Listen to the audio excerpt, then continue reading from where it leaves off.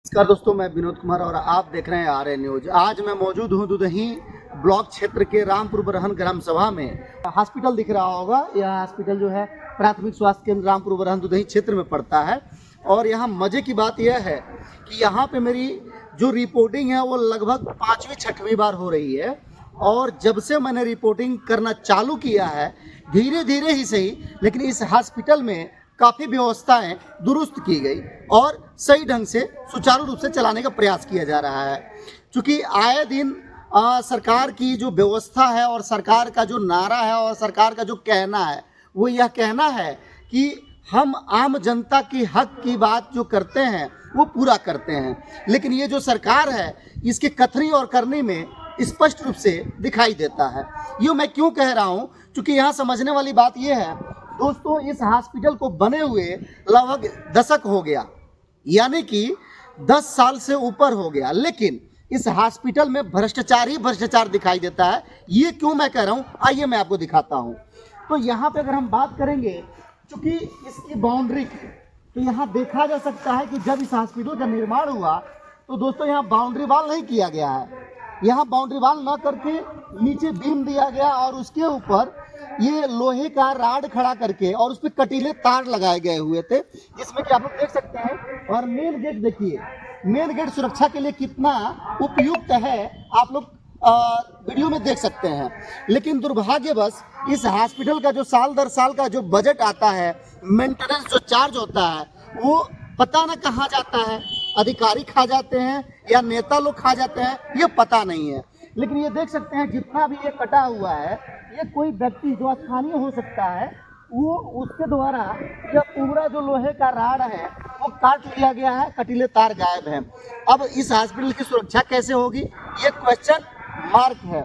अब सामने आप देखेंगे तो आवास बना हुआ है और इस आवास में जंगले पूरे टूटे पड़े हैं, दरवाजा पूरा खुला हुआ है, झाड़ चारों तरफ से निकल चुका है, लेकिन इसकी सफाई की कोई व्यवस्था नहीं है। अब इसके संबंध में हमने दुदही प्रभारी महोदय से भी बात किया, यहाँ पे जो स्वीपर हैं उनसे भी मैंने बात करने का प्रयास किया। तो स्वीपर का तो कोई रोल ही नहीं है, लेकिन इसके जो संबंधित अधिकारी हैं उनका यही कहना है कि यहाँ बजट नहीं आता है। और जिले पे अगर सीएमओ महोदय से बात की गई तो उन्होंने ये बोला कि इसके लिए हमने बजट के लिए भेजा हुआ एस्टिमेट बना करके। अब सवाल यह खड़ा होता है कि ठीक है, बजट आप भेजते हैं, नेताजी भेजते हैं, लेकिन ये 10 को पुराना यानी कि 10 को पहले बना हॉस्पिटल इतना दयनीय स्थिति में क्यों है। तो इसका कारण एक ये आता है दोस्तों कि यहाँ पे डॉक्टर का न होना। हमने डॉक्टर के भी संबंध में जानने का प्रयास किया, इस संबंध में भी सीएमओ महोदय से बात किया। दुदही प्रभारी जब अमित राय जी थे उनसे भी मेरी बात हुई, तो उन्होंने 2 डॉक्टरों की यहाँ व्यवस्था की जो साप्ताहिक 2-2 दिन यहाँ बैठते हैं। और समस्या इस बात की है कि यहाँ पे अभी तक कोई भी व्यवस्था सुरक्षा की दृष्टि से अगर देखी जाए तो नहीं बढ़ाई गई है। जैसे दीवार का होना, आवासीय परिसर होना, या सूत्रों के हवाले से ये भी पता चला है कि यहाँ पर लगभग बाउंड्री वाल के लिए पैसा आया हुआ है विधायक निधि से, लेकिन अभी तक वो फंड क्लियर हुआ कि नहीं हुआ। चूँकि इसके संबंध में हमारी विधायक जी से भी बात हुई थी, डॉक्टर असीम राय जी से, तो उनका कहना था कि अभी इसके संबंध में कोई जानकारी नहीं है, अगर कोई जानकारी होता है तो हम आप तक जानकारी जरूर देंगे। लेकिन आखिर में ये जो व्यवस्था करने वाले अधिकारी, नेता और सरकार है, वो आखिर में उनके कथनी और करनी में कितना अंतर है, आप लोग इस वीडियो के माध्यम से देख सकते हैं। अभी देख सकते हैं ये भी एक आवासीय व्यवस्था है, पूरा जर्जर और यहाँ पे टूटी फूटी व्यवस्थाओं में है।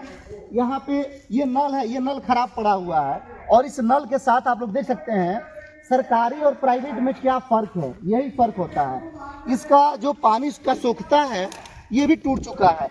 आखिर में इसका रिपेयर का जो फंड आता है वो जाता कहाँ है, किन लोगों के पास जाता है, और जाता है तो कम से कम काम तो थोड़ा बहुत भी करा लेते, लेकिन कोई सुनने वाला नहीं है। यहाँ पे दोस्तों तमाम तरह की व्यवस्थाएं हैं। और इसके साथ साथ देखिए, अब हम चलेंगे हॉस्पिटल के मेन कंपाउंड एरिया में, जो हॉस्पिटल है उसकी व्यवस्था देखिए। अब यहाँ पे जो डॉक्टर साहब हैं वो भी बैठ रहे हैं। और एक बात और बता दूं, भारत सरकार का यह व्यवस्था है कि प्रत्येक 1000 की जनसंख्या पर एक डॉक्टर का होना, लेकिन डॉक्टरों की कमी इतनी ज्यादा है कि सुदूर क्षेत्रों में आपको एक डॉक्टर नहीं मिलेंगे।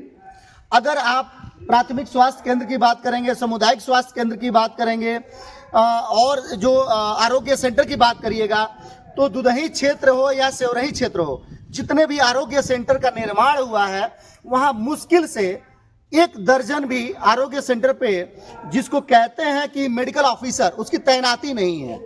और ये जो मेरे पीछे देख रहे हैं प्राथमिक स्वास्थ्य केंद्र रामपुर बरहन दुधही कुशीनगर का, तो यहाँ पे एक भी डॉक्टर अस्थायी रूप से यहाँ नहीं है। लेकिन मुद्दे की बात यह है दोस्तों कि यहाँ पे जो डॉक्टर साहब, जिन डॉक्टर साहब की पोस्टिंग है, उनके संबंध में भी हम आप लोगों को जानकारी देने का प्रयास करेंगे।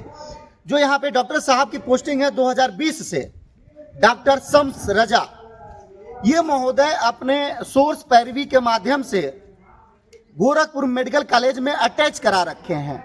इनको चूंकि दुधही का बेल्ट अच्छा नहीं लगा और ये अपने नेताओं के, अपने सुप्रीडेंट ऑफ जो भी अधिकारी इनके बड़े लेवल पे हों, उनके सहयोग से, उनकी कृपा से, उनकी मेहरबानी से ये महोदय कुशीनगर छोड़ के सीधे गोरखपुर पहुंच गए हैं। अभी मेरी बात हुई है तो उन्होंने एक ही शब्द कहा कि आप सीएमओ महोदय से बात करिए, उत्तर प्रदेश सरकार से बात करिए, जो गाइडलाइन आएगा हम उसका पालन करेंगे। लेकिन अस्थायी रूप से अगर इस हॉस्पिटल में देखें डॉक्टरों की व्यवस्था को, तो कभी भी लंबे टाइम तक कोई भी डॉक्टर यहाँ नहीं रहे। अब यहाँ मैं बताते चलूँ कि कितने लोगों की स्टाफ की यहाँ व्यवस्था है। दोस्तों, यहाँ स्टाफ की बात किया जाएगा तो एक MBBS डॉक्टर हो सकते हैं, एक फार्मासिस्ट हो सकते हैं, एक टेक्नीशियन हो सकते हैं, एक ANM GNM जो भी व्यवस्था हो वो हो सकते हैं। और उसी के संदर्भ में जो सामने देखेंगे मेरे, तो यहाँ पे आवासीय व्यवस्था का निर्माण किया गया है। अब हम आवासीय व्यवस्था के निर्माण की बात करेंगे तो दोस्तों आवास नंबर 1, 2, 3, 4 यानी कि 4 तरह का यहाँ आवास है जो स्टाफ लोगों के लिए निर्धारित है। लेकिन ये आवास में आज तक कोई डॉक्टर या फिर कोई भी स्टाफ नहीं रहा। यहाँ पे ये बताइए कि डॉक्टर पहले आते थे कि नहीं आते थे? पहले नहीं आते सर। अभी तो मैं 5 साल पहले आया था, यहाँ पे कोई डॉक्टर नहीं थे। अभी तो फिलहाल ये डॉक्टर रहते हैं यहाँ पे सर। ट्रीटमेंट यहाँ पे सर करवाने के लिए छोटे बच्चों को भी हम करवा सकते हैं। यहाँ से डिस्चार्ज करेंगे, उसके बाद से हम कहीं लेके जा सकते हैं। हमारे जिले से डिस्चार्ज होगा, उसके बाद से हम कहीं लेके जा सकते हैं ना सर। यहाँ पे क्या है, पहले कोई सुविधा नहीं थी सर। अभी फिलहाल में थोड़ा सुविधा हो रही है, पहले कोई सुविधा नहीं थी यहाँ पे। अभी यहाँ पे ये बाउंड्री वगैरह गिरा हुआ है, पहले था, अभी तो फिलहाल में कुछ नहीं है। अभी क्या गांव के लोग लेके गए, चोर लेके गए, ये मालूम नहीं, पर पहले थोड़ा था। यहाँ पे कटा लगा था ओनली। अभी तो दीवार से घिरा होना चाहिए ना इसको। बिल्कुल दीवार से घिरा होना चाहिए सर। लेकिन ये इसमें भ्रष्टाचार हो सकता है कि नहीं हो सकता? हो सकता है सर। अभी ये सबसे पिछड़ा क्षेत्र है। हाँ। यहाँ पे तमाम सांसद विधायक को वोट किया जाता है, ब्लॉक प्रमुख को वोट किया जाता है, जिला पंचायत को वोट किया जाता है। तो उन नेताओं को क्या कहेंगे आप? उन नेताओं को यही कहेंगे थोड़ा हम लोग का ये क्षेत्र बहुत बिछड़ा हुआ है, थोड़ा और आगे इम्प्रोज करें। वो लोग यही कहना चाहेंगे उन लोगों से कि हम लोग का क्षेत्र बहुत बिछड़ा हुआ है। अभी ये जो रामपुर बरहन है बहुत बिछड़ा हुआ है सर। अभी हॉस्पिटल को बने काफी टाइम हो गया, बहुत टाइम हो गया, लेकिन बहुत टाइम में अभी कंटिन्यू डॉक्टर दिख रहे हैं। हाँ, अभी दिख रहा है। अभी दिख रहा है, मतलब 5 साल के बाद दिख रहे हैं, 6 साल के बाद ही दिख रहे हैं डॉक्टर अभी कंटिन्यू में। यहाँ तो जनवरी से बैठना चालू है डॉक्टर साहब जो आ रहे हैं। तो हम सब बाहर थे सर, अभी मैं आया हूँ यहाँ पे, अभी डॉक्टर दिख रहा है। मतलब 5 साल पहले हम आए थे तो नहीं, यहाँ पे कोई 5 साल पहले 2 साल पहले आए थे, यहाँ पे कोई डॉक्टर नहीं दिख रहे थे सर। बहुत बहुत धन्यवाद आपको। तो दोस्तों, यहाँ समझने वाली बात है कि किसी भी विभाग में, किसी भी डिपार्टमेंट में या किसी भी आम आदमी की आवाज़ जब तक एक पत्रकार नहीं बनता है तब तक उसकी समाधान या उस व्यवस्था को सुचारू रूप से नहीं किया जाता है। आखिर में क्यों ऐसा क्यों होता है कि नेता अधिकारी, जबकि पावर इन्हीं लोगों के पास है, ये लोग कहते हैं मुझे सरकार बनाओ, मेरी सरकार बनाओ, मुझे नेता बनाओ, मैं व्यवस्था करूंगा। लेकिन जैसे ही ये नेता बनते हैं, सांसद विधायक बनते हैं, चीज़ों को भूलने लगते हैं। उसी प्रकार से अगर हम बात करेंगे अधिकारियों की, तो जब तक इनकी कुर्सी नहीं होती है तब तक ये बड़ी जिम्मेदारियों वाली बात करते हैं। लेकिन जब पद मिल जाता है तो मुझे लगता है कि नेताओं का प्रेशर और सरकार का प्रेशर इन अधिकारियों के ऊपर इतना होता है कि ये बेचारे चाह के भी कुछ नहीं कर पाते हैं। अब यहाँ मजबूरी सभी किसी के स्तर पे देखी जाएगी तो किसी न किसी प्रकार से कुछ न कुछ मजबूरियाँ दिखती हैं। लेकिन क्या उन मजबूरियों से काम चलेगा आम जनता का? क्या गरीब परिवार का इलाज हो पाएगा? क्या गरीब परिवार का शिक्षा पूरा हो पाएगा? तो तमाम क्वेश्चन बनते हैं। लेकिन इन अधिकारियों का और उन नेताओं का क्या, जो भ्रष्टाचार में ही लिप्त हैं। हर चीज़ में कमीशन चाहिए। दुर्भाग्य है हमारे इस भारत देश का, जो ऐसे नेता और ऐसे अधिकारी अपने जिम्मेदारी को बिना निर्वहन किए सैलरी पाते हैं और उनको व्यवस्था मिलता है। दोस्तों वीडियो कैसी लगी कमेंट बॉक्स में जरूर बताएं। धन्यवाद, नमस्कार।